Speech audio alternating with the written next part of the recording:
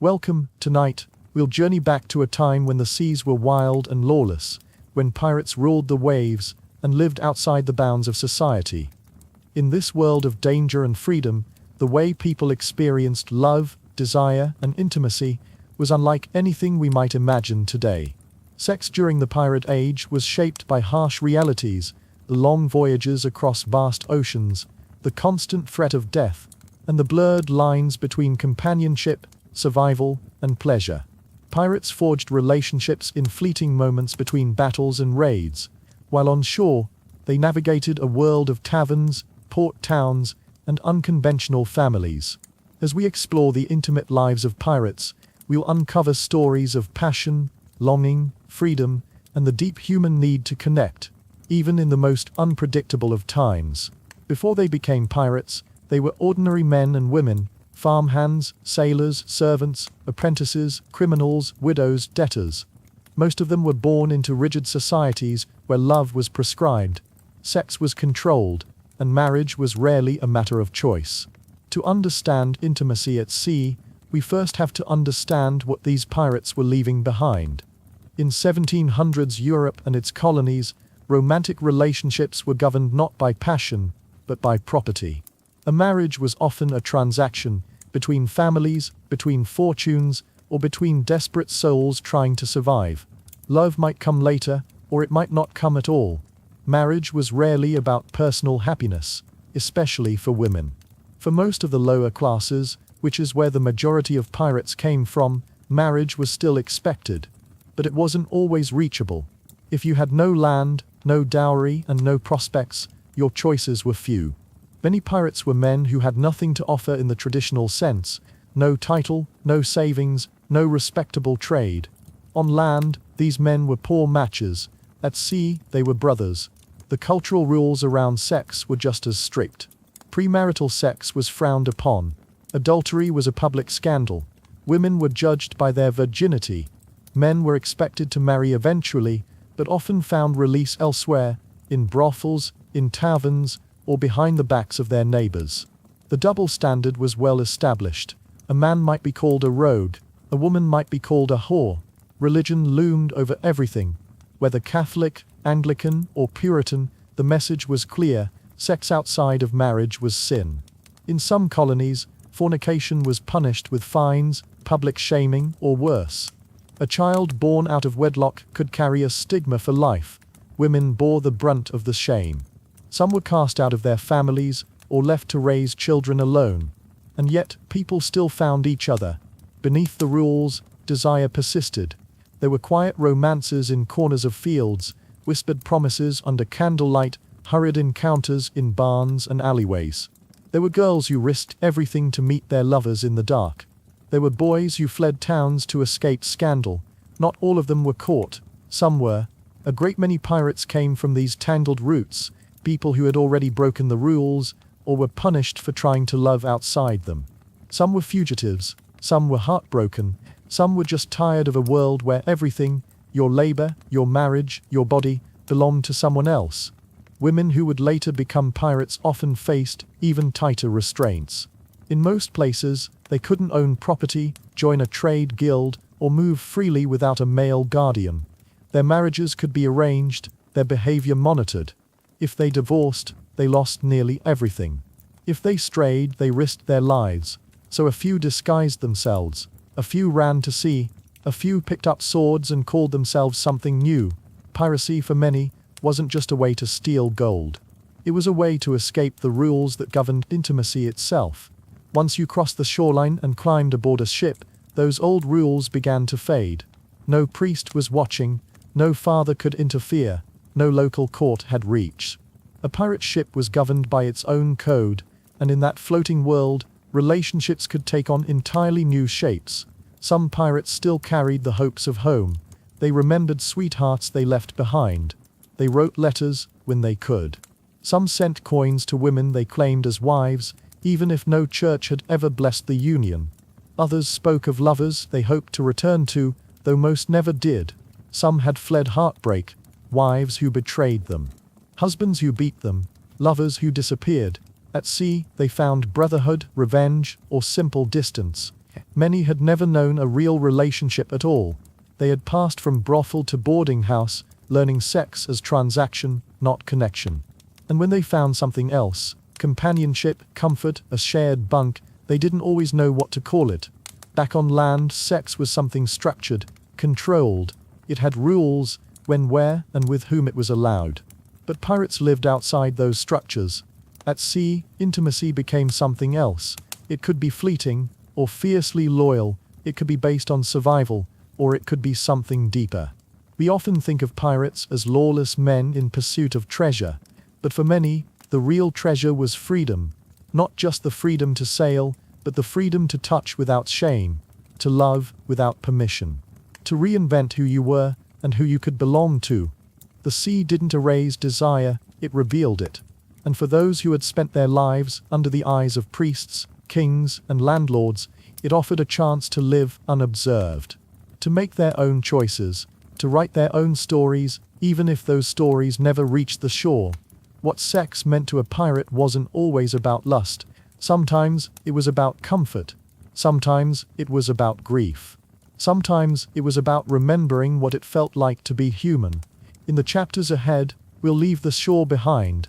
We'll step aboard their ships. We'll walk through pirate ports and candlelit taverns. We'll meet the women who lived disguised among men, the lovers who found each other in hammocks, the sailors who paid for a night of touch, and the ones who stayed together long after the sails were lowered. Because while piracy is so often told through violence and gold, there is another story beneath the surface, one of longing, one of connection, one of quiet, unrecorded love. And it begins here, with a world they left behind, and a hunger for something freer. They didn't all run for gold. That's the part most stories leave out. When we imagine pirates, we picture treasure maps and naval battles, black flags and buried chests. But for many who turned to piracy in the 1700s, the real prize wasn't fortune. It was freedom. Freedom from a life that was already lost. Freedom from the rules. In the 18th century, society on land was defined by hierarchy. You were born into a place and expected to stay there. Your class, your family, your gender, your religion, they all dictated who you could be, what you could own, and who you were allowed to love. Most pirates came from the very bottom of this system. Poor men, unemployed sailors, escaped indentured servants, former soldiers, orphaned boys, convicted criminals. They worked the hardest jobs, sailing merchant ships, harvesting sugar cane, manning the guns on naval vessels, and were often treated as expendable. The discipline on merchant and naval ships was brutal. Flogging was common. Pay was low and often delayed, or stolen outright by dishonest captains. Food was rancid, disease was rampant, and sailors had no rights to speak of. They signed contracts they couldn't read, served under captains they couldn't question, and died for empires that didn't remember their names. For these men, turning pirate was not just rebellion, it was relief. But there were other reasons to flee to sea, more private reasons, less spoken of in logbooks and trial records. Behind the lashes of the whip and the clatter of coins, there were quieter motives, matters of the heart, matters of the body, matters of shame. Some ran from scandal, a child conceived out of wedlock, an affair with someone married, a love that crossed boundaries, of class, of race, of gender. In a rigid society, even a whispered accusation could destroy a person's life, so they vanished, onto a ship, into the waves. Others ran from arranged marriages, from cruel husbands, from lives mapped out for them since birth. A few of these were women, dressed as boys, slipping away from farms and townhouses to join crews who never thought to ask questions. At sea, no one cared where you came from, only that you could pull your weight.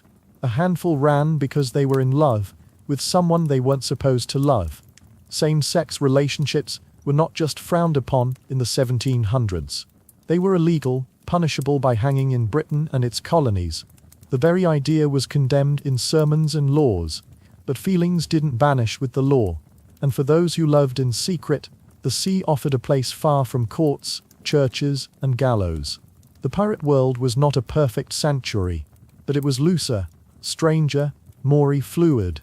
And for people whose desires were too complex for the society that birthed them, it was one of the only places where they could exist outside constant threat.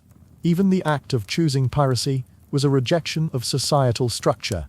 A sailor who signed onto a pirate crew was refusing to serve king or merchant.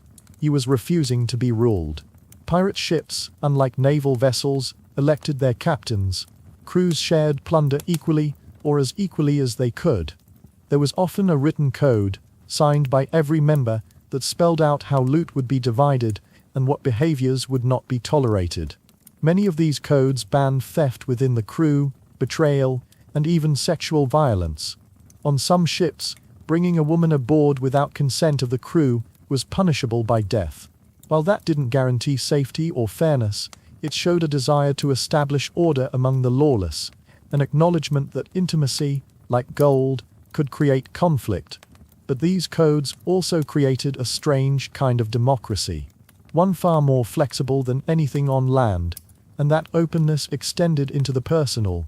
There is evidence, scattered, partial, but persistent, of emotional partnerships between pirates, especially male pirates. One such practice was called matelotage, a French-derived term referring to a formal bond between two men. In some Caribbean pirate enclaves, especially on the island of Hispaniola and in the colony of Tortuga, matelotage described a relationship where two pirates would agree to live together, share property, and inherit from one another. Some of these bonds may have been platonic, others romantic. The records are vague, but the existence of these partnerships suggests that pirate society made room for bonds the wider world refused to acknowledge. The pirate lifestyle, after all, demanded closeness. Crews shared hammocks, meals, storms, and battles. They relied on each other not just for wealth, but for survival. In such closeness, intimacy could bloom. Whether it was a comfort against fear, a relationship born of routine, or a true emotional connection, the sea allowed it to happen, out of sight, out of reach, far from judgment. Ports became oases of fleeting freedom. Pirate havens like Port Royal, Nassau, and Tortuga were melting pots of cultures and castaways. Their men and women mixed freely. Tavern girls, brothel workers, merchants, escaped slaves, sailors, and wanderers. In these places, money bought more than rum, it bought permission. To touch, to feel, to be seen, if only for a night. Some pirates formed long-term relationships with local women. These partnerships often blurred the line between transaction and affection. A woman might offer food, shelter, and companionship in exchange for coin. Over time, some of these bonds deepened. Children were born. Families of a kind were made. But not all relationships were gentle. The age of piracy, like the age of empire, was marked by exploitation. Some pirates trafficked enslaved people. Some abused those they claimed to love. The same lack of law that offered freedom could also offer impunity. It is important to remember that not all who ran to sea were noble, and not all that happened aboard their ships was just. Still, piracy offered something rare, a choice. A break from the script, a blank page. For women, this choice was especially radical. On land, a woman might be a wife, a maid, a mistress, or a criminal if she stepped too far out of line. At sea, she could be a sailor, a sharpshooter, a captain's lover, or a fighter with a cutlass at her belt. Anne Bonny and Mary Read are the most famous, but they were not alone. Dozens of women disguised themselves to board ships. Some were discovered, some never were. Their presence was disruptive, and it was liberating. For many pirates, intimacy was not tidy, it wasn't always lasting, it wasn't always loving, but it was real.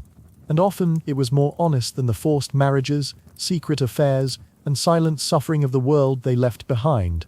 They ran for gold, yes, but they also ran from shame, from expectations, from a kind of silence that gripped their lives on land. On pirate ships, they found noise, laughter, argument, song, touch, a community that might be dangerous, but at least let them breathe. The sea did not cleanse them. It did not make them pure, but it gave them space to love differently, to want what they wanted, to forget who they were supposed to be. And in the salt air, the wind, and the creak of old wood, they could become something new. When the anchor lifted, and the shoreline disappeared, so too did the world's expectations. The laws, the priests, the watching eyes all left behind. What remained was the ship. A floating world made of sweat, word, and wind, a world of men. On a pirate ship in the 1700s, women were rare. Most crews banned them outright. Some pirate codes, like that of Bartholomew Roberts, forbade women entirely from coming aboard, punishable by death. These rules weren't about morality, they were about order.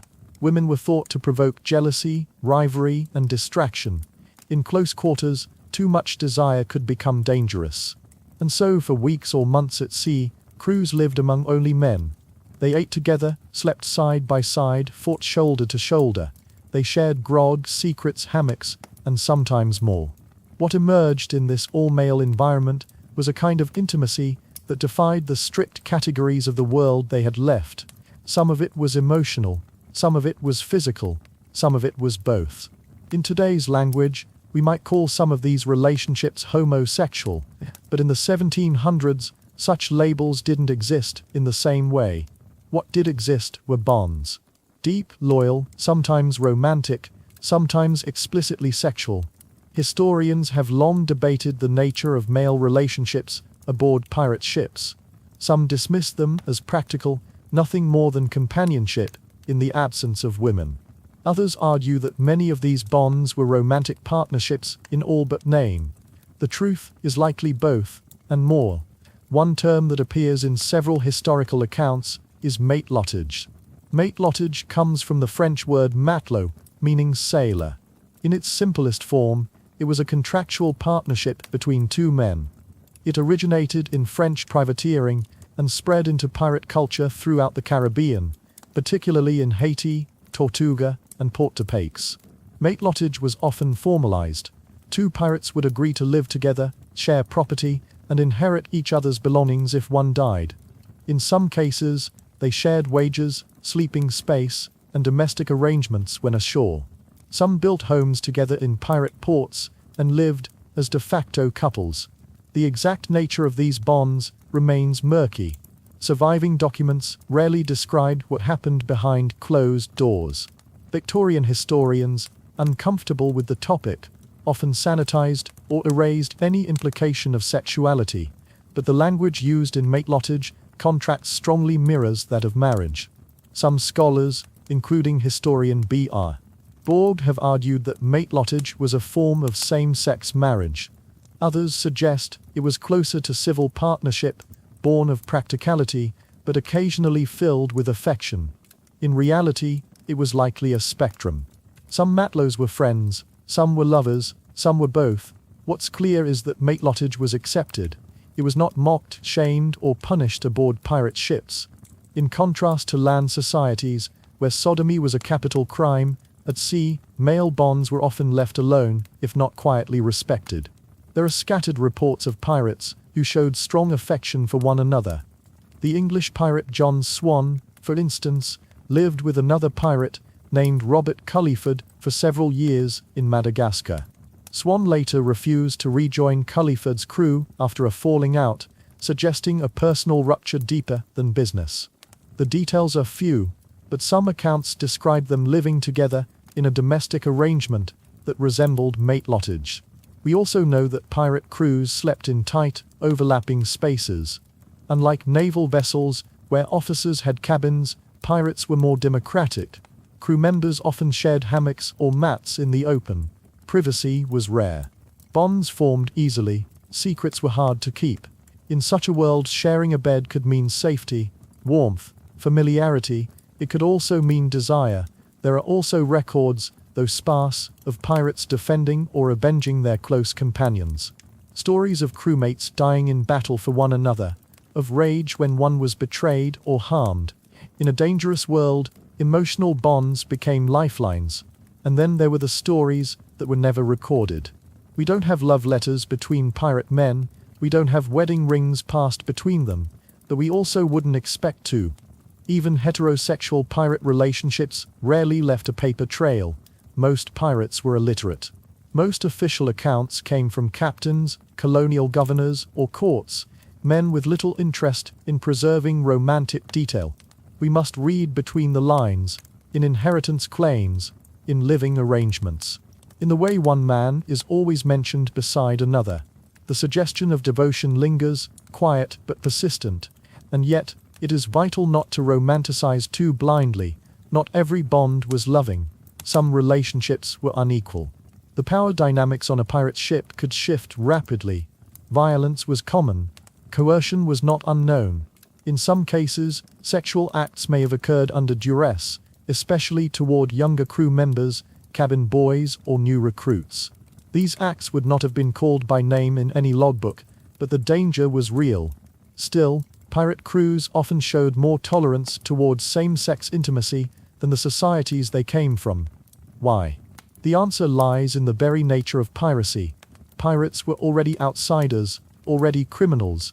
They had rejected kings, churches, and empires. They had no interest in enforcing the moral codes of the land. What mattered at sea was loyalty, courage, and contribution, not who you loved. This freedom extended into pirate colonies ashore. In Nassau, Tortuga, and Madagascar, pirate enclaves formed temporary communities, equal parts drunken chaos and fragile peace. Here former pirates retired, partnered, built homes. Some lived with women, some lived with other men, some lived alone. In one French colony, colonial observers noted with unease the frequency of male partnerships among pirates living inland. The locals didn't intervene. The church far away had little power. And the pirates, they answered to no one. This is not to say pirate society was utopian. Pirates could be ruthless, jealous, and cruel. But in terms of gender and intimacy, their world was wider, more open, less judged. In some cases, these bonds were all they had. When a man died in battle or from fever, it was often his matelot who buried him. Who sang the last song, who kept his share of the plunder, who remembered his name. These relationships, documented or not, helped make pirate life survivable. They were anchors in a world of shifting tides. And perhaps most importantly, they remind us that pirates were not just cutthroats and thieves. They were human, lonely, loyal, loving, hungry for touch, for safety, for someone to share a drink with at the end of the day. A pirate's life was hard, short, brutal, but in the quiet hours, below deck or under moonlight on a calm sea, there was room for more than violence. There was room for closeness, for chosen family. For bonds built not on paper, but on weathered hands and whispered oaths. In the next segment, we'll shift to those who broke the hardest boundary of all, the women who boarded ships disguised as men, and the tangled relationships they carried with them. In the stories told about pirates, the image is almost always the same: weathered men with rough beards, loose shirts, and swords at their hips. The sea, it seems, was a man's world, but that was never quite true. Though rare, women did sail under the black flag. Some joined pirate crews openly, others disguised themselves as men. A few became legends, most disappeared into the waves of history. Their reasons were as varied as the sea itself. Some sought freedom from arranged marriages, some ran from abuse, some followed lovers. Others wanted the same things as any pirate: independence, gold, and the chance to live without chains. But for women in the 1700s, going to sea meant something even more radical. It meant stepping out of every role society had written for them: daughter, wife, mother, servant, and becoming something new, something dangerous, something free. How they got aboard. Officially, most pirate codes forbade women from sailing. Not because women couldn't fight, but because their presence was said to cause jealousy, conflict, and distraction. Some codes punished bringing women aboard with death, but rules at sea were often bent, broken, or ignored. Many women joined crews in disguise. They dressed in breeches, cut their hair, bound their chests, and took on male names. Life aboard a pirate ship was loud, chaotic, and unsupervised, perfect for passing unnoticed, especially if the woman worked hard and didn't draw attention. Others may have joined openly, especially in small, close-knit crews or among partners who vouched for them. Most famously, Anne Bonny and Mary Read, two women who sailed with the pirate Calico Jack Rackham in the early 1700s. Both disguised themselves as men. Both were known to be fierce in battle. And both were rumored to have had romantic relationships while at sea, possibly even with each other. Their stories come primarily from Captain Charles Johnson's 1724 book, A General History of the Pirates, which is part history, part folklore. According to the account, Anne Bonny was born in Ireland, married a small-time sailor, and later ran away with Rackham. Mary Read, meanwhile, had been raised as a boy and joined the army before turning pirate. When they met, neither knew the other was a woman. Eventually, they shared the secret, and according to legend, they formed a deep bond. Some speculate it was romantic, others say it was simply trust. What's certain is that they fought side by side, dressed as men, and were among the last crew members to surrender during battle. When they were eventually captured, both claimed to be pregnant, possibly to delay execution. They were imprisoned in Jamaica. Mary Read died in jail. Anne Bonny's fate remains unknown. Disguise and desire. For women disguised as men, gender and intimacy became deeply entangled. On land, a woman's life was confined. She was expected to be modest, submissive, and silent about desire. At sea, disguised as a man, she could move differently, speak differently, and form different kinds of relationships. Some developed close ties with other crew members, sharing hammocks, meals, and danger. Did these bonds become romantic? It's possible, but such relationships would have been layered with secrecy, risk, and improvisation. Some women may have passed entirely as men, never revealing their identity, even to lovers. Others may have confided in one or two trusted shipmates. In an environment where survival depended on loyalty, secrets could either doom or protect you. In some recorded cases, disguised women became pregnant, either during life at sea or ashore. This could mean being discovered or disappearing before the truth came out. Many fled the ship when this happened. Others vanished into the port towns that dotted the Caribbean. For some women, romantic relationships with men aboard pirate ships were real and sometimes mutual. But for others, sex may have been a matter of protection, persuasion, or power. A woman might align herself with a powerful crewmate to secure her position. In a lawless world, such arrangements could be strategic. And then there were women who were not disguised, those who lived as women openly among pirates. Women in pirate ports. While women aboard ships were rare, women in pirate ports were everywhere. In places like Tortuga, Nassau, and Port Royal, women worked as tavern owners, traders, healers, cooks, sex workers, and even landlords. Some were former slaves, some were widows, some were adventurers in their own right. These women often lived independently, earning money, choosing their lovers, and shaping the rhythm of life ashore. Many formed long-term relationships with pirates, not officially married, but bonded by mutual benefit and affection. A pirate might return to the same woman after every voyage, bringing gifts or coin. She might cook for him, house him, even bear his children. Some women had multiple such partners over time. Some became wealthy in their own right. These relationships blurred the line between transaction and love. In some cases, they were brief, based on payment. In others, they were real partnerships. In an era when marriage was often a trap for women, pirate towns offered a looser, less judgmental alternative. Some women even joined in pirate raids, sailing as cooks or companions, but occasionally taking up weapons when the fighting broke out. A few records suggest that female pirates may have had relationships with other women, especially in tight-knit crews or isolated settlements. These accounts are fragmentary and often masked in euphemism. But in places where traditional morality had no foothold, gender roles could be flexible, and desire could travel in unexpected directions. Race, gender, and power. It's important to acknowledge that not all women at sea were free. In many cases, women aboard pirate ships or in pirate settlements were enslaved or formerly enslaved. They may have been taken during raids, especially in the Caribbean and West Africa. Some were held against their will. Others gained a kind of freedom, but only within the dangerous, fragile world of pirate society. Sexual violence was a reality of maritime life. While pirate codes often forbade the rape of women aboard ship, sometimes punishable by death, this did not guarantee safety. In many cases, rules were not followed. Women, especially women of color, were vulnerable to coercion and abuse. Still, some enslaved women gained protection, or even status, by forming relationships with pirate captains or high-ranking crew members. A few were later manumitted, freed, and lived as partners or common-law wives.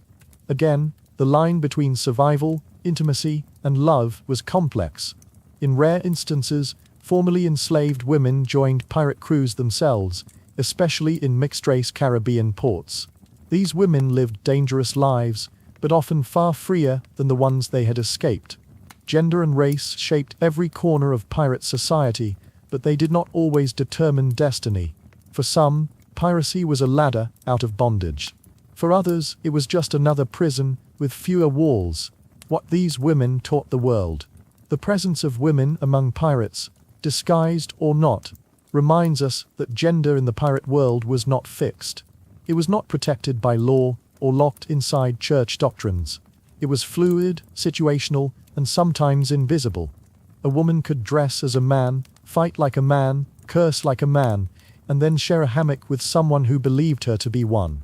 She could fall in love with a man who had no idea she had grown up wearing skirts, or with a woman who recognized her from the start.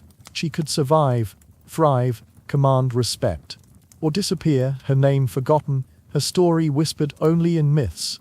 What sex and love meant for these women was not the same as it had meant on land. On land, a woman's body was a bargaining chip, a dowry, a vessel. At sea it became something else, sometimes sacred, sometimes stolen, sometimes secret, but always hers in a way it never had been before. The sea did not erase risk, but it offered reinvention. For women who had been told who they must be, piracy offered a chance to decide for themselves. Whether they fought in battle, served drinks in Nassau, or passed unnoticed among the men they sailed with, they lived in defiance of the world that sought to name them. And in doing so, they changed what it meant to be a pirate, not just a thief or rebel, but a person who refused to be defined. The sea was a hard place, wet, loud, and filled with danger. But the land was different. For pirates in the 1700s, the promise of landfall was more than dry boots and fresh fruit. It was the promise of warmth, of comfort, and for many, of intimacy. It was where the loneliness of the sea could be traded, for a night or two, for the company of another body. In the Caribbean and along the Atlantic coast, port towns flourished wherever pirates made their mark. These were places like Tortuga, Port Royal, Nassau, and Madagascar, chaotic, multicultural outposts where merchants, fugitives, adventurers, and criminals coexisted in a churn of money, booze, and bodies. They were places outside the reach of polite society, and so, naturally, they became centers of sexual commerce and companionship. In the 18th century, prostitution was both condemned and widely practiced. In the Caribbean, it was especially common. Brothels, taverns, and unofficial houses of pleasure became staples of any bustling pirate haven.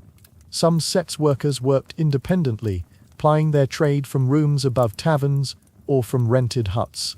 Others worked in more organized establishments, run by madams or by brothel keepers who took a cut of their earnings.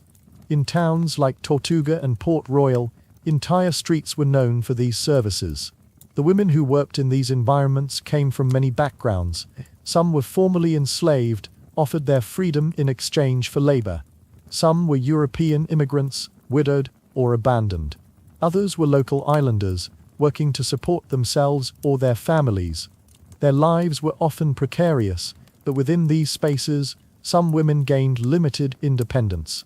They earned their own money, controlled their own schedules, and developed complex relationships with clients, sometimes transactional, sometimes tender. For pirates, these women were not just service providers. They were a source of relief, laughter, and connection. Some pirates spent lavishly during time ashore, using their share of plunder to buy nights of passion and companionship. Others formed ongoing relationships with specific women, returning to them after each voyage. In some cases, the line between sex worker and romantic partner blurred entirely. Though pirates rarely married in the legal sense, especially not while living the outlaw life, long-term partnerships were common. A pirate might take up with a woman in a port town, live with her while ashore, and send her gifts or money between voyages. She might cook for him, nurse his wounds, and raise children in his absence. While society would not have recognized the bond, the couple might have seen themselves as husband and wife in all but name. In Port Royal, Jamaica, once called the wickedest city on earth, it was not uncommon for pirates to have common-law partners. These women were not mistresses or wives by church or court, but they held an important place in the pirate's life. And sometimes these arrangements were mutually beneficial. The woman had financial security, a measure of protection, and in some cases, emotional connection. The pirate had a home to return to, someone to miss him, and the comfort of intimacy that went beyond the transactional. These informal marriages were particularly common in multicultural settings, where African, Creole, European, and indigenous people lived side by side. A pirate from England might cohabit with a local woman from Hispaniola. A Dutch sailor might raise children with a freedwoman from Barbados. These relationships defied the rigid categories of the time, and in some cases, created small families that existed in the cracks between empire and outlawry. Not all relationships were long-lasting. For many pirates, life in port was short, a few days, a week, enough time to drink, recover, spend, and seek out company. During these visits, brief romances flourished, not just sex for money, but connections built on charm, kindness, or need. A pirate might woo a woman in a tavern with stories of far-off lands and near-death escapes. He might dance with her, sing songs, and share his dreams before vanishing back to sea. For the woman, it may have been business, or it may have been more. Some of these relationships ended with gold left behind and nothing more. Others ended with promises never kept. Still others turned into quiet legends, children born 9 months later, sailors who never returned, or women who stood at the harbor's edge, waiting for sails that never came back. In such a world, love was often intense but impermanent, a flicker in the dark, not a fire that stayed lit. But even the briefest encounter could carry meaning. For people who lived hard and died young, moments of warmth mattered. Just as pirate ships were spaces of same-sex closeness and possible intimacy, so too were the towns that catered to them. While brothels typically offered women to male clientele, there is scattered historical evidence, often veiled in language, that some establishments quietly catered to male-male or female-female desires. These may have included private arrangements, hidden spaces, or taverns with a reputation. In port towns where the church had little reach, and where the economy depended on vice and pleasure, non-normative sexual encounters were more likely to be tolerated, at least behind closed doors. Pirates returning from long voyages may have sought comfort in many forms. Some formed emotional ties with male friends, shipmates, or barkeeps. Some may have used their coin to buy same-sex companionship in ways that would have been punishable by death in Europe. There were likely women, too, tavern girls, healers, laundresses, who formed close attachments with one another. In a world where traditional roles were already shattered, the door was open to different forms of closeness. And as always, much of this history is lost. What survives are glimpses, rumors, fragments, and silence. For the women who offered companionship, whether for coin or care, the work was not just physical, it was emotional. Pirates were often lonely, traumatized, and burdened by the violence of their trade. They had no church, no therapist, no family close by. The woman who held them, laughed with them, listened to them, or simply sat quietly in their presence, was doing more than earning money. She was providing something rare in that world, emotional safety. Some of these women were deeply respected in their communities. Others were exploited, discarded, or forgotten. Many lived difficult lives, balancing independence with risk. But in port, they held a kind of social power. They knew things, who had come in with gold, who had enemies, who had killed. Their homes became places of shelter, gossip, and alliance. And through it all, they shaped what it meant to be a pirate, not just a raider or sailor, but a human being with a heart still beating under all the violence. Sex was also part of the pirate economy. Pirates didn't just spend money on intimacy, they sometimes profited from it. Some crews ran their own taverns and brothels, either directly or through proxies. Some pirates used part of their plunder to buy freedom for enslaved women, then took them as partners or employees in port businesses. Others trafficked women, treating them as spoils of war. This side of piracy is darker, crueler, and uncomfortable to reckon with, but it is real. Still, not all relationships were exploitative. Some were chosen, some were cared for. Many existed in the grey space between commerce and companionship. In the pirate towns of the 1700s, desire was currency, just as much as gold and rum. But unlike gold, it came with risk, with memory, with the lingering taste of what might have been. The life of a pirate ship was unlike any other society in the 1700s. Imagine a wooden vessel tossed endlessly by wind and waves, a place where the horizon stretches endlessly and the sky shifts between scorching sun and roaring storms. Here dozens of men, often strangers, were thrown together in a space barely large enough to stand, let alone retreat. Privacy was nearly non-existent. The air was thick with the smell of salt, sweat, gunpowder, and unwashed bodies. Every moment was spent in the constant proximity of others, eating, working, repairing sails, standing watch, or sleeping side by side. This cramped, relentless environment created a kind of forced intimacy. Men who might never have met otherwise were compelled to rely on one another, not just for survival, but for emotional support. There was no room for pretense or distance. Friendships blossomed quickly, and deeper relationships naturally followed. The boundaries between comrade, brother, and lover blurred within this enclosed world.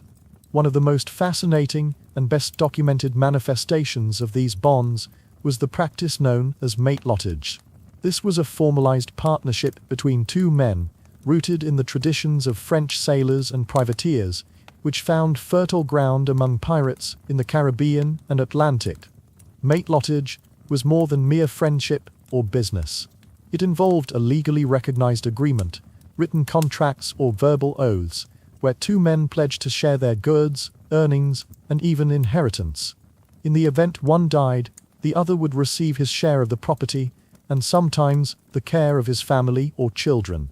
Matelottage contracts often outlined responsibilities resembling those of marriage, mutual protection, shared provisions, and lifelong loyalty. These agreements were serious commitments, reflecting a deep bond of trust and reliance in a world where death was always near. The emotional dimension of matelottage cannot be overstated. Though explicit evidence of sexual relations is scarce, understandable given the taboos and dangers of such disclosures, the nature of these partnerships suggests that many involved romantic and physical intimacy. Contemporary chroniclers who wrote about pirates often euphemized or deliberately ignored these aspects. Victorian-era historians, in particular, sanitized pirate histories, erasing or minimizing same-sex relationships to fit their moral frameworks. Yet subtle clues remain in letters, trial records, and personal accounts. One key reason matelottage thrived aboard pirate ships was the contrast with the rigid, punitive societies ashore. European and colonial laws punished sodomy and homosexual acts with harsh penalties, often death. The church enforced strict moral codes, condemning any deviation. In contrast, pirate communities, already outside the law and hostile to empire control, crafted their own codes and customs. What mattered aboard was loyalty, bravery, and skill, not whom a man loved or lived with. Sleeping arrangements further cemented bonds. Pirates often slept in tightly packed hammocks or mats laid side by side on deck or below, with no private quarters. Officers might have small cabins, but the majority of the crew shared open space. These conditions encouraged close physical contact and fostered feelings of companionship and safety in shared warmth.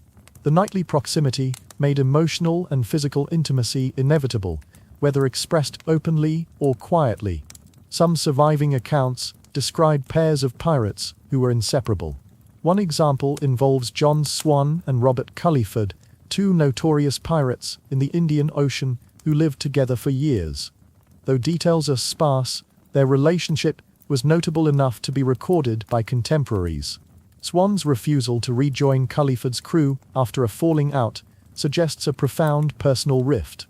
When one pirate died, it was often his matlow who undertook the sombre duties of burial, safeguarding possessions, and ensuring the dead man's legacy endured. This responsibility highlights the depth of the commitment, bonds akin to kinship or marriage. Such acts were crucial in pirate culture, where formal families were usually absent due to the transient and violent nature of the life. Yet it is essential to recognize the darker side of these relationships. The harsh realities of pirate life, power struggles, violence, and inequality, meant not all partnerships were consensual or kind. Younger sailors or cabin boys were sometimes vulnerable to coercion or abuse, a fact rarely documented explicitly but acknowledged by historians through implication and contextual evidence. The scarcity of personal narratives from pirates themselves leaves many such stories lost to history, shadowed by silence. Beyond the ships, pirate havens such as Nassau in the Bahamas, Tortuga off Hispaniola, and Madagascar on the Indian Ocean coast provided more fluid social environments. These multicultural port towns, thriving with escaped slaves, refugees, merchants, and adventurers, were spaces where conventional gender roles and sexual norms loosened. In these communities, chosen families formed. Matlows might live together ashore, co-own property, or care for one another outside the brutal confines of the ship. These same-sex partnerships were acts of survival and resistance, quietly defying the rigid empires and churches that sought to control bodies and hearts. Pirates, already criminals by law, carved out spaces where personal freedom extended to love and companionship beyond heteronormative confines. Ultimately, these relationships reveal the enduring human need for connection in lives marked by danger, loneliness, and impermanence. Even amid violence and uncertainty, pirates found solace in one another, not only as comrades in arms, but as chosen family, lovers, and friends. Their bonds were sometimes fleeting, sometimes lifelong, but always vital. This history challenges the simplistic image of pirates as only ruthless thieves and killers. It paints a fuller picture of men navigating a brutal world, seeking not just gold and freedom, but also the warmth of human intimacy and loyalty. The life of a pirate was marked by extremes. From the roar of cannon fire to the eerie quiet of endless ocean nights, from moments of brutal violence to rare bursts of celebration, pirates lived on the edge. Amid this chaos, many sought something profoundly human: connection, love, and companionship. But sustaining these relationships was never easy. Pirates spent months or even years away from land. Long voyages meant long separations from partners ashore, if they had any. The vast distances and dangers of sea travel made communications slow, unreliable, and sometimes impossible. Letters were precious but rare. Messages sent from port to port could take months to reach their destination. Paper was hard to come by, and privacy even harder. Still, some pirates wrote, leaving behind words inked with longing, jokes, regrets, and promises that they'd one day return. These letters were lifelines, filled with affection, news, and hope. They carried the sound of a familiar voice across the silence of the sea. Tokens and gifts also played an important role in keeping bonds alive. A pirate might bring back jewelry, coins, cloth, or exotic trinkets collected from faraway lands as symbols of love and remembrance. A carved bead from Africa, a piece of silk from China, a stolen wedding ring from a Spanish merchant. Each object became part of a story shared between two people. For many ashore, these gifts were all they had to remember their pirate by, and they were treasured like relics. Many pirates formed what we might call shore families, long-term relationships with women who lived in port towns or nearby settlements. These partners were often former sex workers, tavern keepers, laundresses, or widows, women who had carved out a life of their own along the fringes of society. These unions were rarely formalized by church or state, but they carried deep emotional weight. They were built on mutual reliance, the pirate offering wealth and protection, the partner offering shelter, companionship, and care. In pirate communities, These families provided a sense of normalcy in an otherwise lawless world. Common law partnerships were especially common because the transient and dangerous nature of pirate life made legal marriage impractical. Few pirates trusted the church or cared for the legal systems of the empires they'd abandoned. Instead, they swore oaths to each other, exchanged keepsakes, or simply declared themselves bound. These informal unions gave pirates and their partners some semblance of family, protection, and social standing within the fluid pirate communities. In ports like Nassau or Tortuga, it wasn't uncommon for pirates to refer to a partner as their wife, even in the absence of any formal ceremony.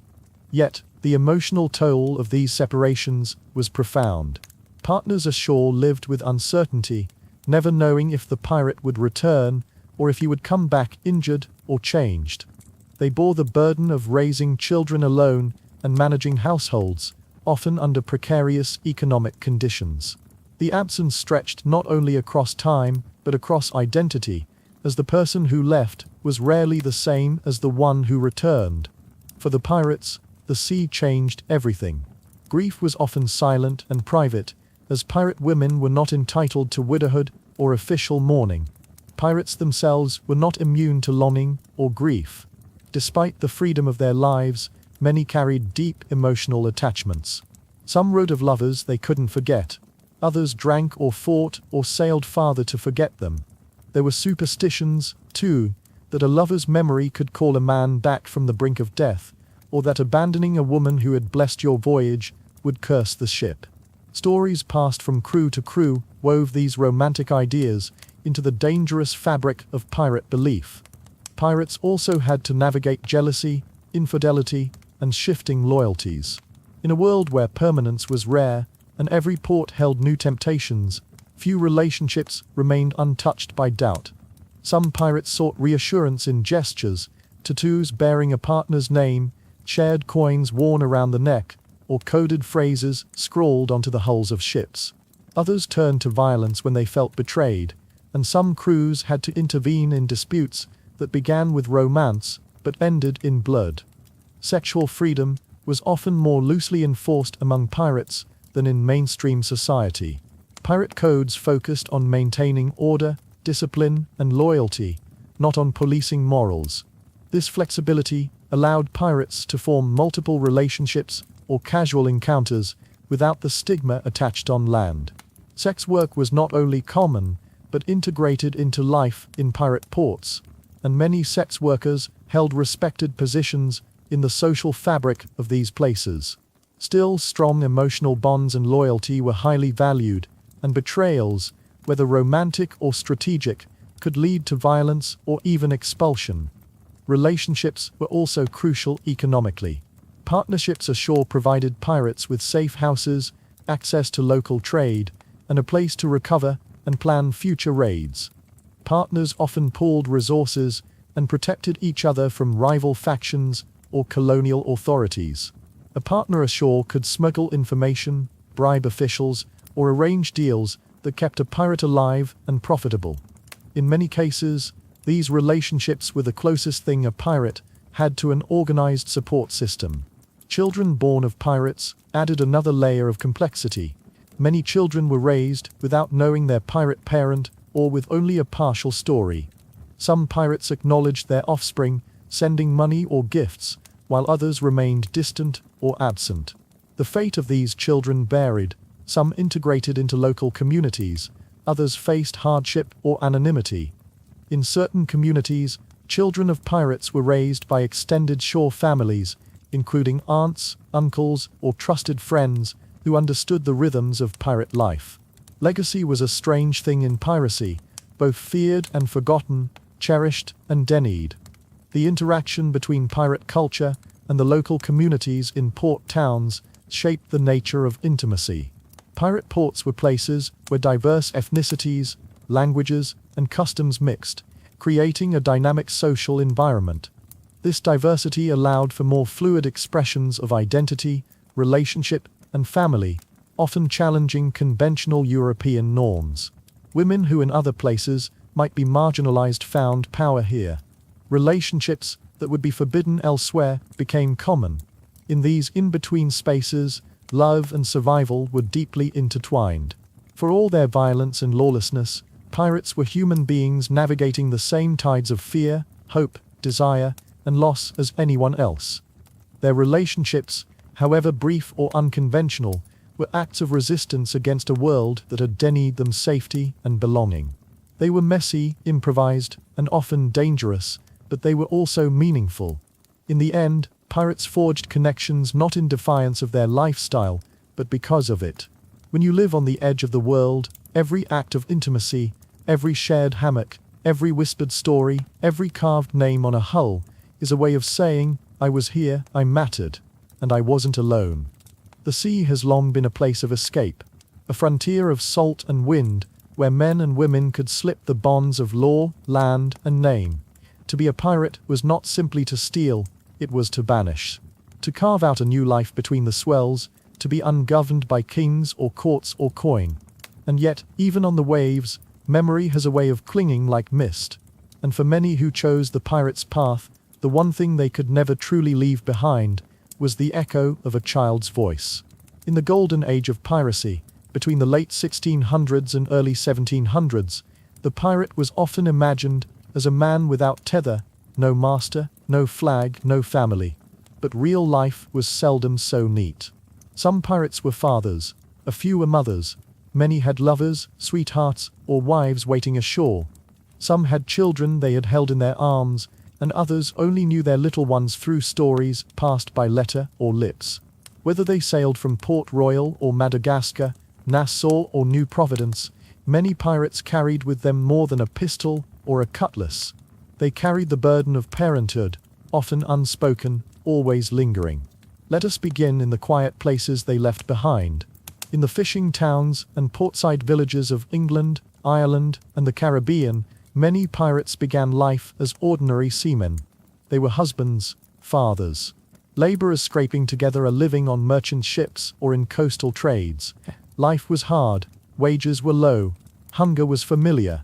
And so, when the promise of piracy came fast riches, freedom, or vengeance against cruel captains, many took it.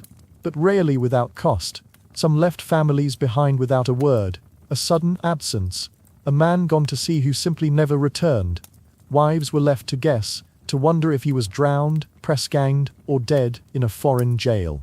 Children grew up with empty chairs, stories half-finished, lullabies stopped mid-song.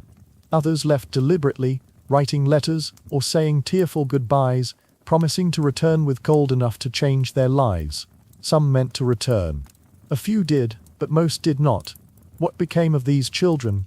In some cases, they were raised by the mothers, women who often found themselves at the mercy of extended families, church charities, or local neighbors. In port towns where seafaring men often vanished or died, the plight of the sailor's widow or the pirate's child was not so rare. Communities developed quiet customs for helping one another, a loaf of bread left by a neighbor, a patch of land offered for growing food, a coin slipped into a palm at church. It was not easy, but many endured. In other cases, children were taken in by grandparents, uncles, or aunts. The father's name may have faded, or it may have lingered like a shadow. If it was known that the father had become a pirate, the child might grow up in shame, whispered about by neighbors, stared at during services, pitied or feared. But sometimes the opposite occurred. Children spoke of their fathers with awe, imagining them as grand adventurers. Tales of ships and treasure, far-off islands, and bold escapes filled their dreams. A father not dead, but free. And still, there were pirates who tried to provide for their children. Though it might surprise you, there are documented cases of pirates attempting to send money or gifts back home. Edward Blackbeard Teach, perhaps the most infamous pirate of all, was said to have kept multiple mistresses or wives in different ports. Though records are fragmentary, some accounts suggest he may have tried to care for a woman or child ashore, using intermediaries or trusted contacts. Another pirate, Stede Bonnet, the so-called gentleman pirate, left behind a wife and several children when he abandoned his plantation life to sail the seas. Though his motivations are debated, some believe he hoped to return one day with wealth for his family. He never did. Captured and hanged in 1718, Bonnet left his children orphaned not by death alone, but by decision. In rare but poignant cases, some pirates brought children aboard ship. One such example is found in the case of Olivier Levasseur, known as La Buse. A French pirate of the early 18th century, La Buse reportedly had a young son who may have briefly accompanied him aboard ship. Whether this was out of necessity or affection is unknown, but such instances were exceedingly rare. A pirate ship was no place for a child. Life was brutal, dangerous, and unpredictable. But in desperate circumstances, perhaps after a mother's death or during flight from the law, a father might have felt he had no choice. There is also the curious case of Anne Bonny and Mary Read, two women who disguised themselves as men and sailed among pirate crews. Mary Read, in particular, had grown up pretending to be a boy, raised by her mother to impersonate a dead brother in order to claim a family inheritance. The blurring of gender and identity in her story offers a glimpse into the extremes some families faced to survive. As for the ships themselves, did pirate crews make any provision for a man's family if he died? Surprisingly, yes. Though pirates were outlaws, many ships operated by codes, articles of agreement drawn up and signed by the crew. These articles outlined how plunder was to be divided, how discipline was maintained, and what to do in case of death or injury. Some codes included clauses stating that if a pirate died, his share would be sent to his wife, child, or dependent. This was not universal, but it did occur. On Bartholomew Roberts' ship, for instance, his article stated that he that sees a sail first shall have the best pistol taken aboard her, but also that any man who became disabled in service would receive compensation from the common fund. This spirit of shared risk and reward sometimes extended to families ashore. Of course, delivering those funds was not always easy. A pirate ship was often hunted, scattered, or sunk.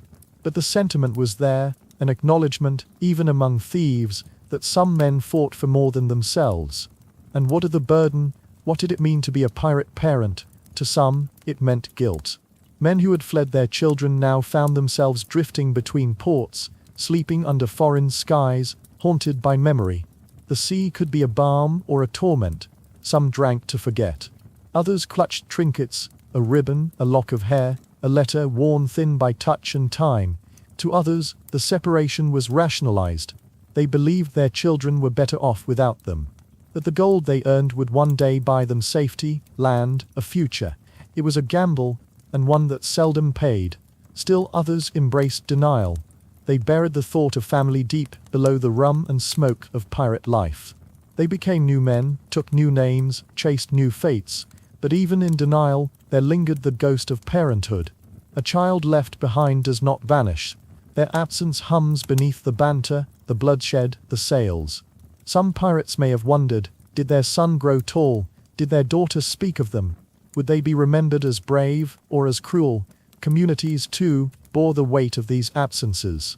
In some Caribbean towns, the children of known pirates were both romanticized and reviled. Romanticized in the sense that people whispered of buried treasure and outlaw fathers. Reviled when law-abiding citizens feared association, or when churches condemned piracy from the pulpit. Yet as decades passed, and the age of piracy faded, memory took on new shapes. Some children grew up believing their parents had died nobly at sea. Others were told only vague stories, a father who sailed away, a mother who vanished. In time, truth and legend blended, and that blending continues today.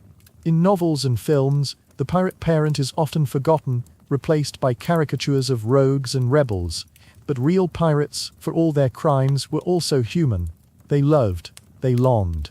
And many left pieces of themselves ashore, in the hands of children who grew up in silence or song.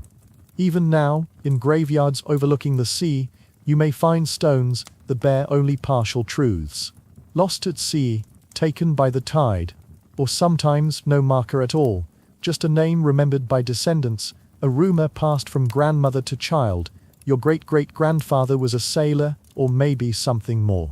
In this way, the legacy of pirate parenthood is not just about absence. It is about the quiet ways in which love tries to survive even when everything else is lost. A coin buried in a garden, a map hidden behind a picture frame, a lullaby that carries the rhythm of the waves. For some, parenthood ended with the ship's mast. For others, it drifted on, reshaped by memory, myth, and longing. And so, as you lie back now, eyes half closed, the tide whispering softly in your ears, imagine them, the children waiting by the shore. And the pirates far away, watching stars above their rigging, wondering if the wind might carry their love home. Sleep now, the sea is quiet, the past has told its tale, and in dreams all ships come home again. The sea has always held space for those who did not quite belong on land. For the outcast, the dreamer, the fugitive, and the forgotten, the ocean offered something more than salt and trade winds. It offered reinvention. A world of shifting rules and drifting borders. On the edge of empire and law, pirate ships became unlikely sanctuaries. They were places where rigid hierarchies softened, where loyalty often mattered more than birth, and where the rules of society, especially those concerning family, identity, and love, could be rewritten. In the calm hush of night, with sails swaying gently above and the sea murmuring below, a kind of quiet truth settled among the crew. They were not all simply criminals or cutthroats. Many were men, and some women, who had been pushed out of the lives they once knew. Some had left lovers behind, unable to marry. Others had been cast out for how they looked, or dressed, or spoke. Some had never found a place where they could simply be themselves, until they reached the sea. And it is here that we begin to trace the shadowed outlines of queer life in pirate culture. To speak of same-sex relationships among pirates is to walk a winding path through fragments, whispers, and coded language. Most of what we know comes through the pens of outsiders, colonial governors, judges, and naval officers who viewed piracy as not only criminal, but also unnatural. Their writings, often colored by moral judgment, leave us clues, but also silence. Still, across the Caribbean and the Atlantic, across island ports and ship decks alike, patterns emerge.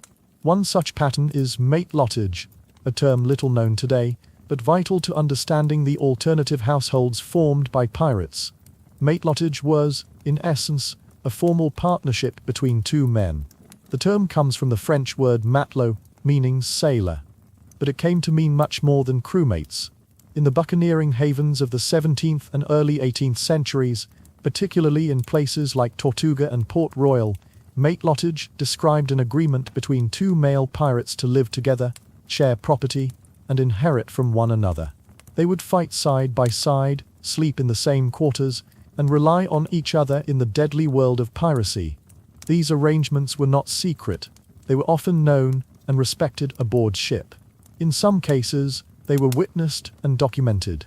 Men in matelottage would split their plunder, care for each other when sick or wounded, and ensure that if one died, the other would receive his share. Sometimes they even pooled resources to buy land or taverns ashore together. To call all these relationships romantic would be too simple. Some were practical, two men forging a life together in a dangerous world. Others were deeply emotional. A few, almost certainly, were romantic or sexual partnerships that could not have existed openly elsewhere. Of course, no pirate left behind a diary beginning with "Dear Journal, I am gay." The language of identity, as we know it, did not exist in the same form.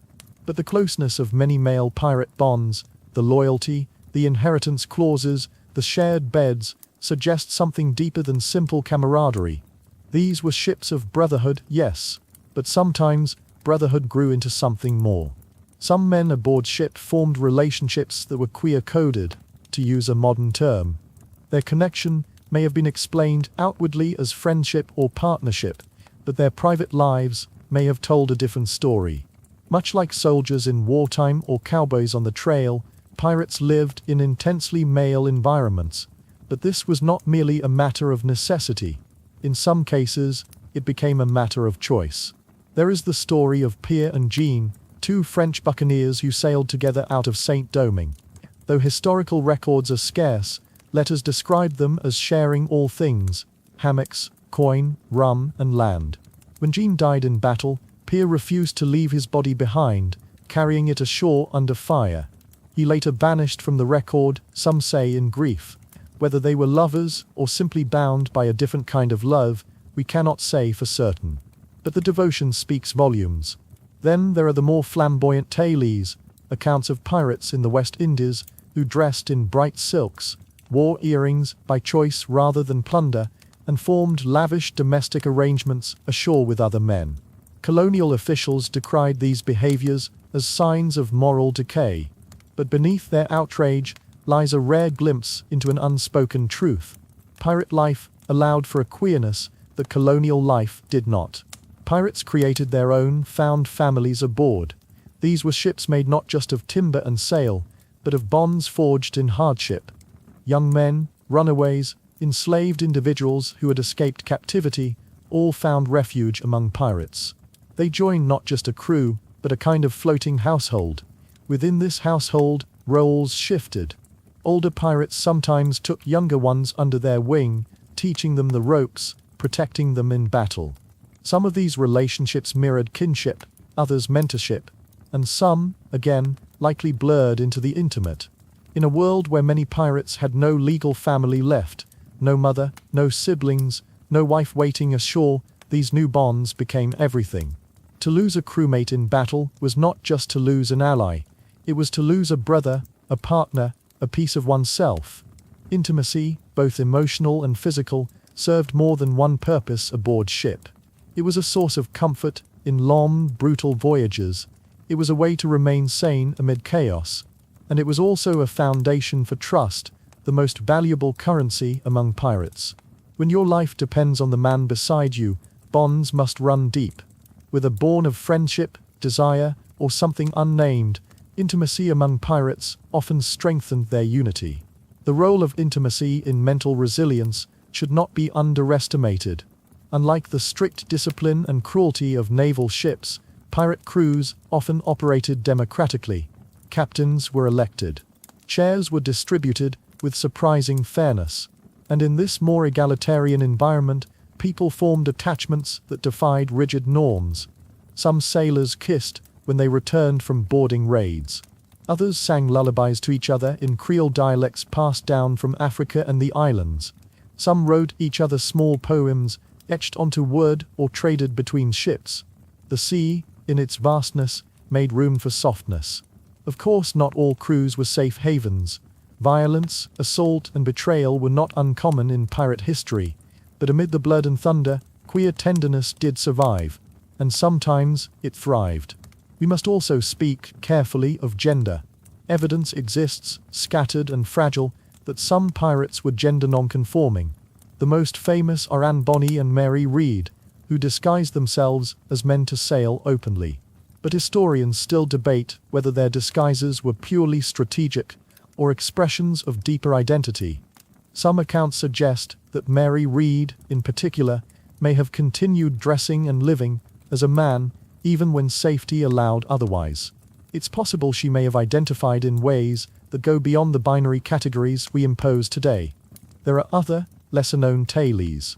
In Jamaica and Hispaniola, colonial records occasionally refer to effeminate sailors or mannish women who lived among pirates. These labels were meant to ridicule, but they reveal something deeper, that pirate communities sometimes included individuals who defied gender norms.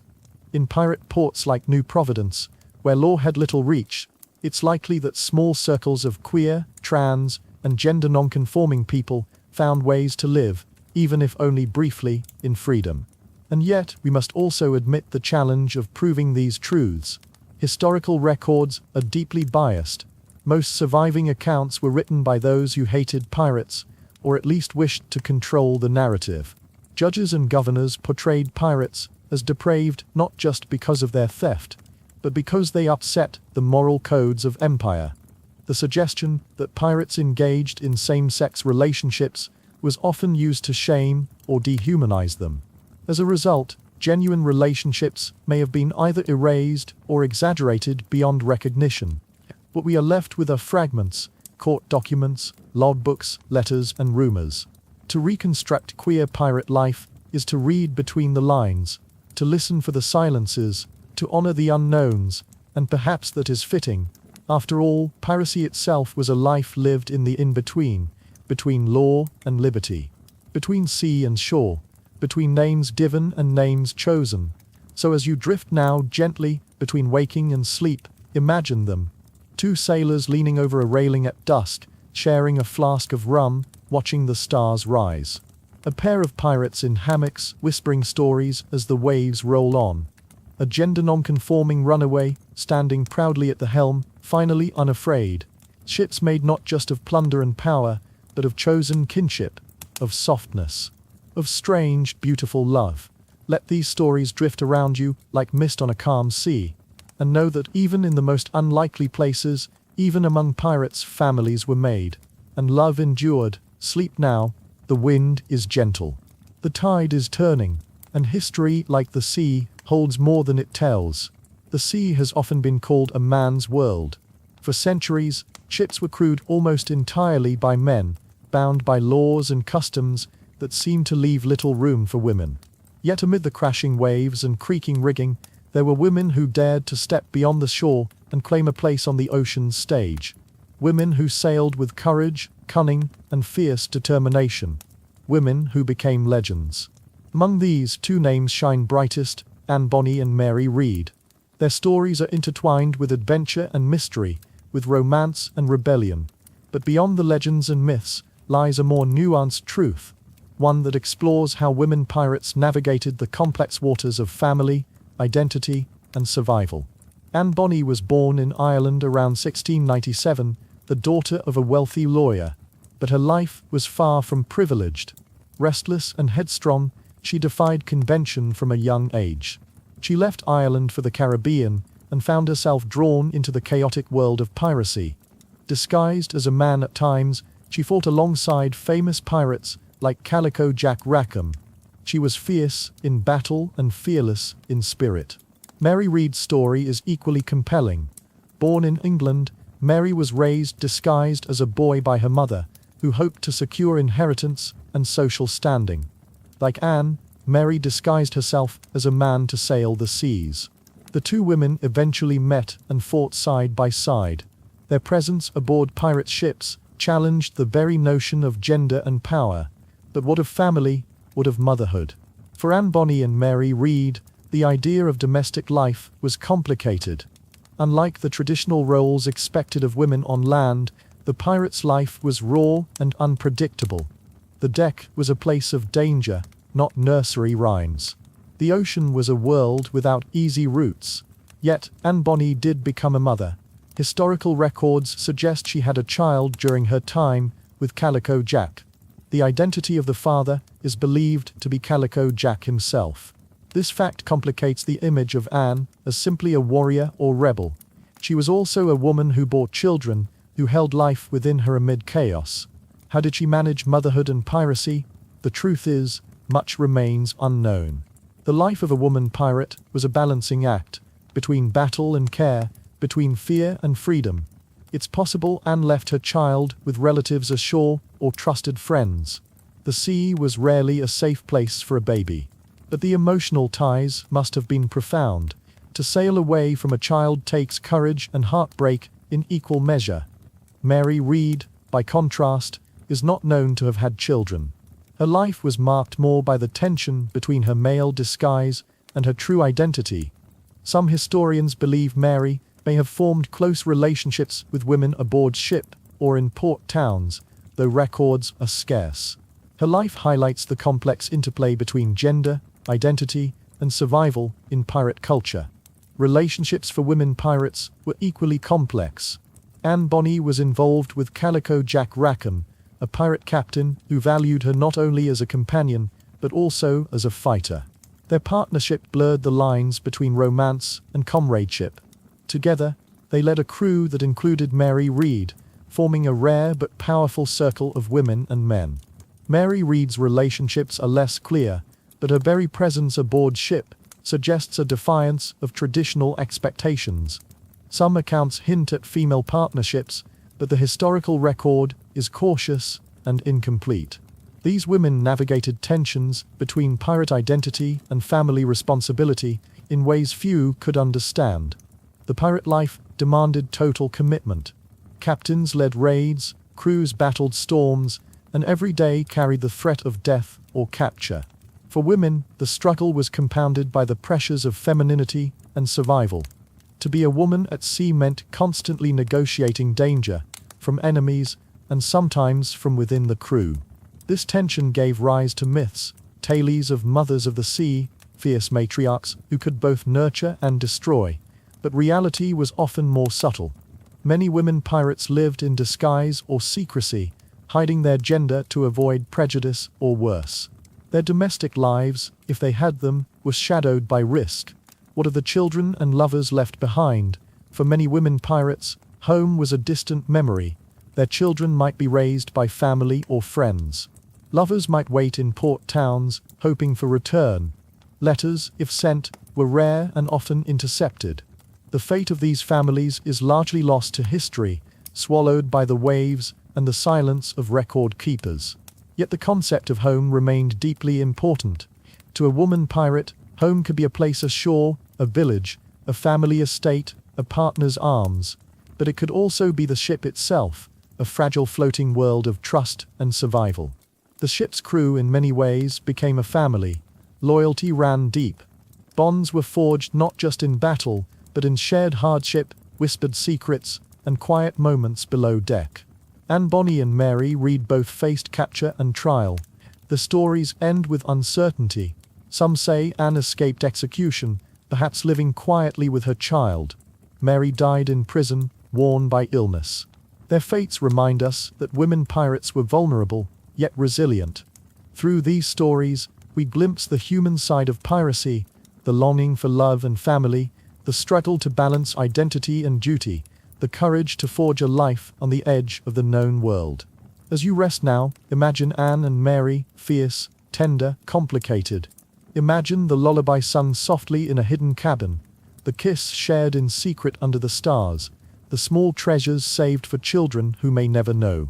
The sea carries their stories, not just of plunder and battle, but of heart and home. Sleep now, the waves are steady, the night is deep, and in the quiet the past breathes softly. Pirates have long captured our imagination as figures of danger and freedom, daring souls who sailed beyond the edges of empire and law. But the story of piracy does not end when the cannons fall silent, when the ship is burned, or when the pirate is hanged. Their legacy lives on, often in quiet, unexpected ways. The families of pirates, those left behind or born after the fact, carried forward more than just stories. They inherited a complicated legacy, one shaped by love and loss, by shame and pride, by myth and reality.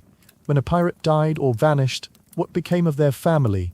In many cases, families were left vulnerable. Widows and children found themselves cut off from support, often stigmatized, because of their relatives' notorious reputation.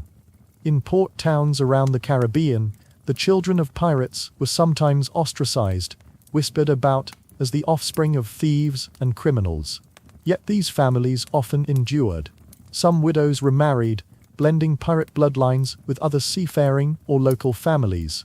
Others clung fiercely to the memory of their lost husbands or fathers, passing down tales of their bravery or tragic fate. For children who grew up without a parent, the pirate's shadow was both a burden and a beacon. Curiously, some orphans of pirates took to the sea themselves. Raised amidst the stories and hardships of port towns, these children sometimes found piracy not only familiar, but alluring. The allure of freedom, adventure, and fortune, despite its dangers, drew many toward the same perilous path. They were not only heirs to a name, but to a way of life. In the bustling harbors of Jamaica, Nassau, and Tortuga, families passed down these stories from generation to generation.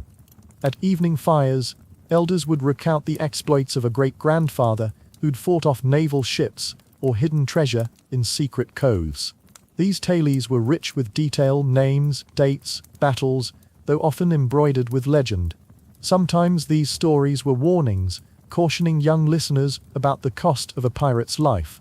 Pirate descendants faced a choice: to hide or embrace their heritage. In some families, shame led to secrecy. Pirate bloodlines were erased or buried beneath new identities, Names were changed. Records were destroyed. To be connected to a pirate could mean suspicion from authorities or loss of social standing. In others, pride endured.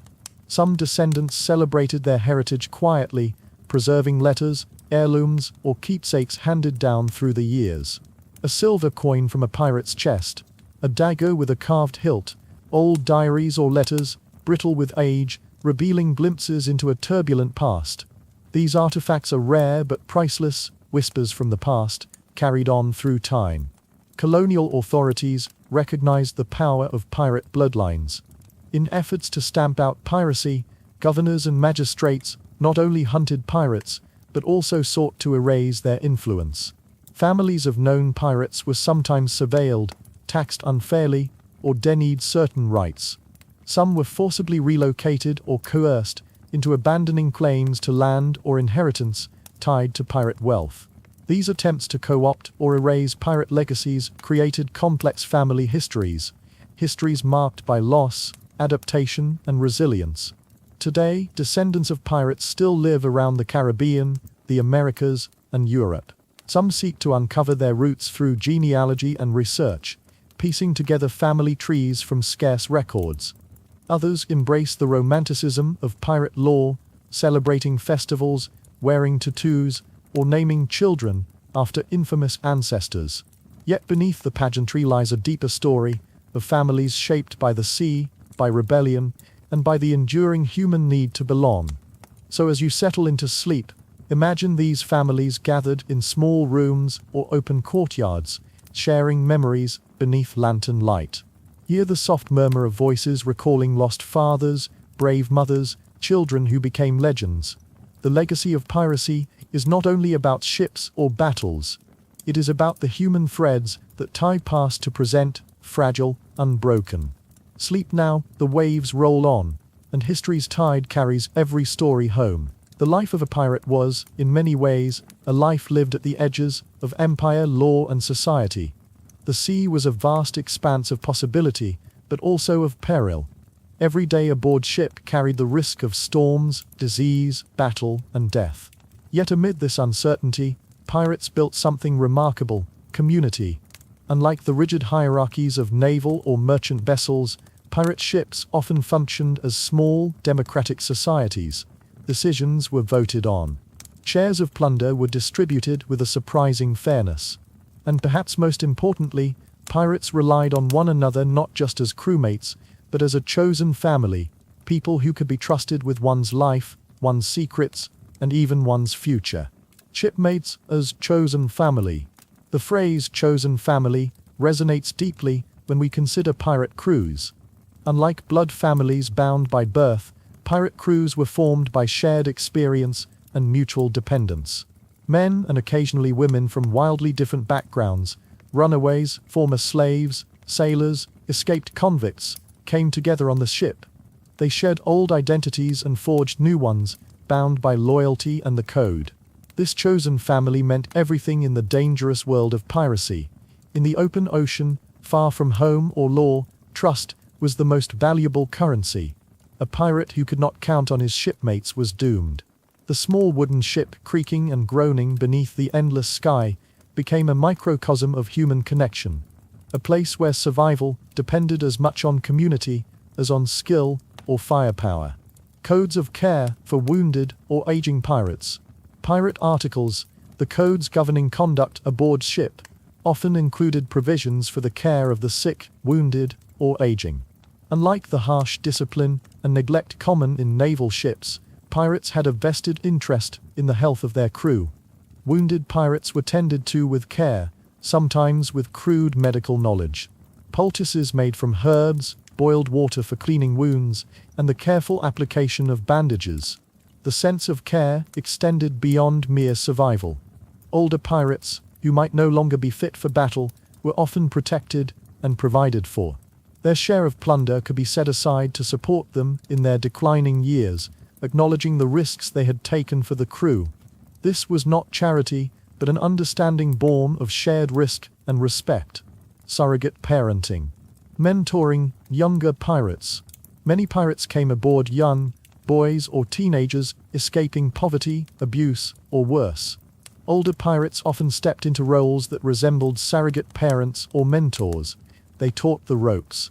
How to navigate by the stars, how to handle weapons, how to read the wind and sea. This mentorship was not merely practical, but deeply emotional. For many young sailors, the pirate crew was the first group to accept them as equals. The bond between mentor and mentee could be strong enough to rival family ties ashore. Pirates who grew up without parents found in their mentors a source of stability and belonging. This relationship sometimes extended to protection. A senior pirate might defend a younger crewmate from bullying or punishment, shielding them as best as possible in a harsh environment. The notion of family aboard ship was flexible, encompassing those who would stand up for one another in times of hardship. Emotional intimacy and support networks aboard. The long days and nights at sea forged emotional intimacy between pirates. Life aboard ship was lonely and isolating, punctuated by moments of terror and joy. To cope with the psychological toll, pirates relied on one another for support. Songs, stories, and shared rituals created a sense of belonging. Pirates sang sea shanties not only to coordinate labor, but also to uplift spirits. Tales of past exploits and dreams of future riches were passed around campfires on shore or whispered below deck. In many ways, the crew was a living network of support. When homesickness hit, when grief overwhelmed, or when fear struck, the company of trusted comrades offered solace. Letters home were rare and often unreliable, so the ship became a home in a spiritual sense. Mourning rituals for lost crew members. When a pirate died, the crew's response was both practical and deeply symbolic. Mourning rituals varied, but often reflected the deep bonds that had formed. At sea, a pirate's death might be honored by a simple yet poignant ceremony. The body could be sewn into a canvas shroud, weighted with cannonballs, then gently lowered into the ocean. Sometimes the crew sang a solemn psalm, or a trusted friend spoke words of farewell. These rituals helped the living process their grief. To lose a crewmate was to lose family. The ritual was a reminder that even in lawlessness, respect for the dead endured. On shore, burial practices were more varied. Pirates might be interred in common grave, their markers plain or non-existent. Others were buried with some ceremony, sometimes marked with symbols like skulls, crossbones, or anchors carved on tombstones. The very act of remembrance was an assertion of identity, a way to claim belonging even in death. Burial practices and symbols of remembrance. Pirate graves are rare, often shrouded in mystery. Some lie unmarked in forgotten corners of old ports, others have become sites of legend. Where grave markers existed, they sometimes bore unique symbols, skulls, hourglasses, or crossed swords, serving as both warning and tribute. These symbols spoke to the pirate's life and death, reminding the living of mortality and courage.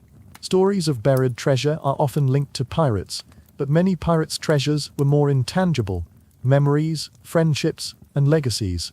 Burial sites became places where families or crews could return, honoring those lost at sea. Last wishes and sharing booty with shore families. Pirate codes sometimes stipulated that if a pirate died, their share of plunder should go to designated heirs or shore families. This was a form of social security, a way to provide for those left behind.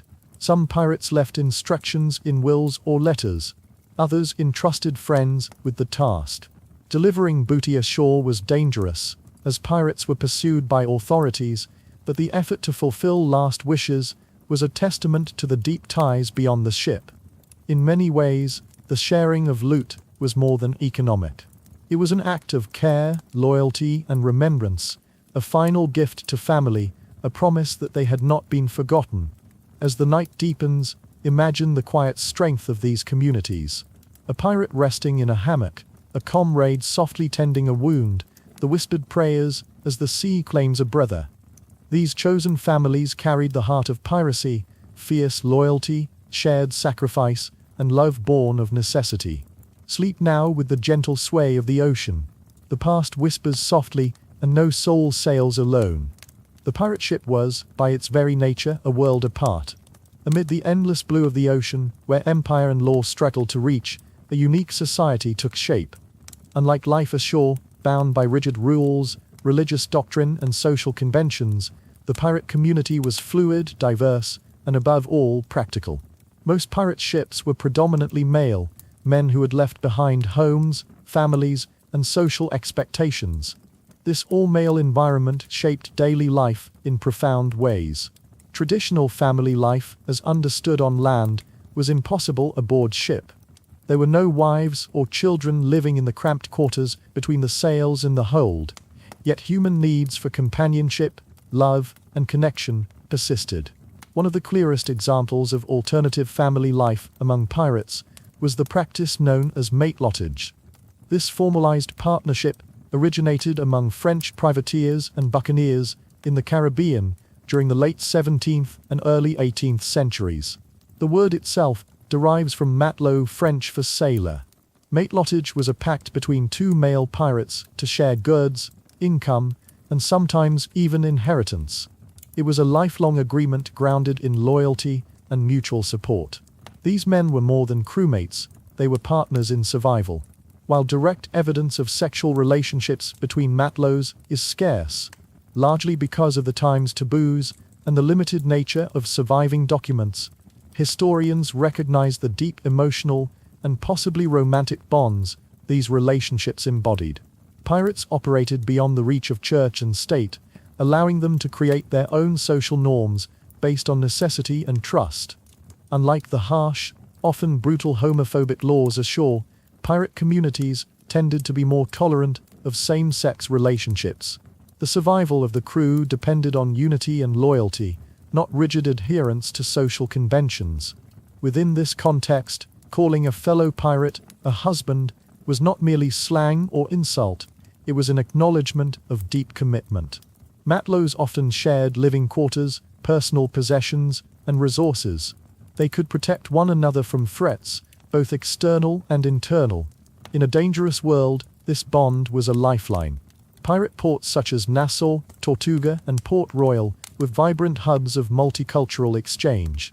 People from Europe, Africa, the Americas, and the Caribbean mingled, bringing a diversity of languages, customs, and family structures. This melting pot fostered fluid household models, expanding beyond the rigid European nuclear family. On board ships and ashore, shipmates formed surrogate families. Older pirates mentored younger ones, teaching the skills of navigation and combat.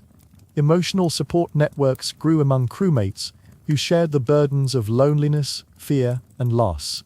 These chosen families offered stability in a world of impermanence.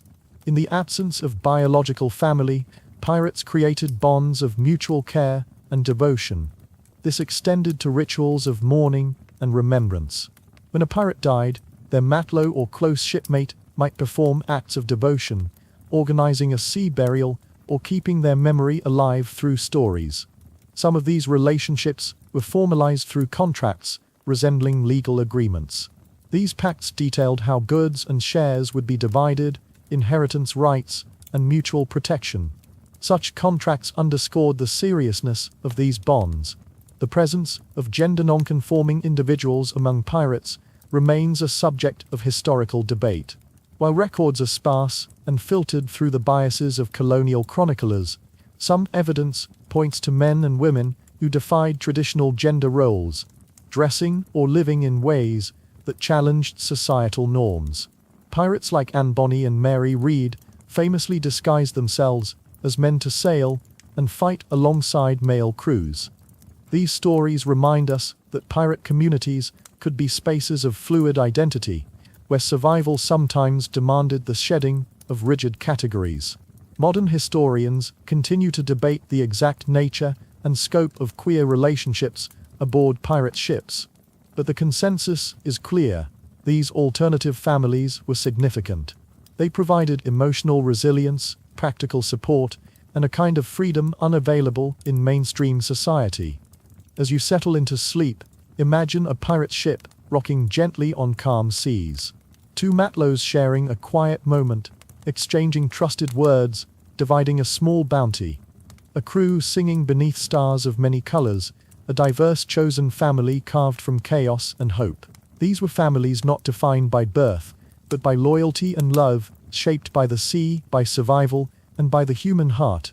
Sleep now. The ocean's embrace is wide and deep, holding more stories than words can tell. Piracy is often painted in broad strokes, rough men with cutlasses, shouting over crashing waves, chasing freedom beyond the law. But beneath this popular image lies a more intricate and human story. Among the many faces of piracy, some belonged to women. Women who defied not only kings and empires, but also the strict, unforgiving gender roles of their time. They were fighters, lovers, and sometimes mothers, navigating a life at sea shaped by secrecy, courage, and survival. Two of the most famous women pirates of the early 18th century were Anne Bonny and Mary Read. Their stories have captured imaginations for centuries, revealing the complexity of pirate life beyond swords and treasure.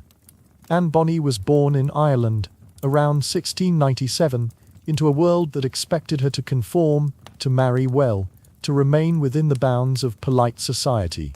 Yet Anne's restless spirit rejected these constraints. After moving to the Caribbean with her family, she fled a restrictive life and married a small-time pirate, James Bonny. But this was only the beginning. Determined to live freely, Anne abandoned convention and joined the crew of the notorious pirate Calico Jack Rackham. To sail alongside men, she dressed as a man herself, hiding her identity beneath coarse clothing and rough manners. Anne fought fiercely in battles and earned respect as a capable and fearless fighter. Mary Read's story is equally compelling. Born in England around the same time, Mary's mother disguised her as a boy from infancy to secure an inheritance. This disguise allowed Mary to live as a sailor and soldier, eventually leading her to piracy. She met Anne Bonny aboard Rackham's ship, and together they formed an extraordinary alliance in a violent, male-dominated world. The lives of Anne and Mary challenged the idea that women pirates were mere anomalies or curiosities. They lived as men did, engaging in combat, camaraderie, and survival on the high seas. Yet their gender brought an added layer of complexity. Few historical records mention women pirates having children, and much of this part of their lives remains shrouded in mystery. Anne Bonny is believed to have had a child during her pirating years, possibly fathered by Calico Jack himself. It is likely she left this child behind in a port community, trusting relatives or friends to care for the infant, while she faced the brutal realities of piracy. The question of motherhood for women pirates is a delicate one. Raising children aboard a pirate ship was nearly impossible. The cramped, rough quarters, constant threat of violence, and absence of stability made such an endeavor dangerous, even reckless. For women like Anne, motherhood often meant separation, a heartbreaking choice between love and survival. To be a mother was to be tied to home, to land, to social expectations that piracy rejected. Yet to abandon family ties risked isolation and loneliness. Balancing the roles of fighter and partner, mother and outlaw, was an ongoing tension. Women pirates lived double lives, walking a narrow path between defiance and the human need for connection. Their very existence challenged rigid gender norms. They combined roles traditionally separated, the tender caregiver and the ruthless fighter. They loved, they fought, they nurtured, all under the constant shadow of danger. Some women pirates engaged in relationships not only with men, but with women as well.